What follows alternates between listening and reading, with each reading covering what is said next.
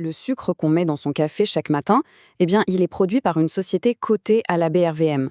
Mais attention, derrière ce petit geste du quotidien, cette entreprise traverse en ce moment même une crise financière, et pas des moindres. C'est une crise profonde. On parle bien sûr de Sucrivoire. C'est un véritable mastodonte de l'agro-industrie ivoirienne. Filiale du puissant groupe Sifka, né à l'époque de la privatisation de Sodexsucre, ses fondations sont tout simplement massives. On parle de plus de 11 000 hectares de plantations et d'une capacité de production énorme qui atteint les 110 000 tonnes par an. Rien que ça. Mais voilà où la situation bascule complètement.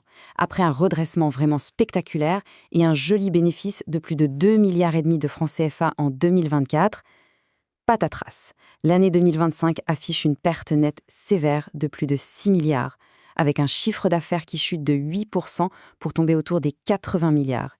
C'est un sacré coup dur. Alors, que s'est-il passé au juste? Concrètement, les charges financières ont littéralement explosé. La dette totale a bondi, passant de 24 milliards à plus de 64 milliards de francs CFA. Et ça, en une seule petite année. La raison derrière tout ça? Un besoin absolument vital de s'endetter pour financer la modernisation d'usines qui, aujourd'hui, sont devenues trop vieillissantes. Et la conséquence directe de cette énorme pression financière, elle est brutale. 0 dividende en 2026.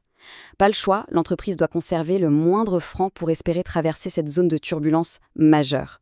Cependant, il y a un fait historique hyper important à noter. En 2025, Sucrivoire a émis une obligation convertible à la BRVM. C'est carrément une première dans le secteur sucrier ivoirien. Donc ce n'est pas juste une simple dette de plus, c'est vraiment un pari super audacieux sur la survie et l'efficacité à long terme de tout son outil industriel.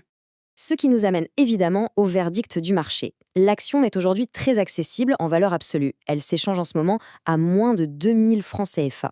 Du coup, le débat reste grand ouvert. D'un côté, on a un potentiel de rebond énorme si ce fameux plan de modernisation réussit, surtout avec une capacité de production qui est actuellement sous-exploitée.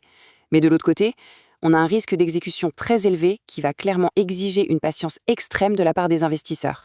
Pour conclure ce décryptage, la question fondamentale à se poser est celle-ci.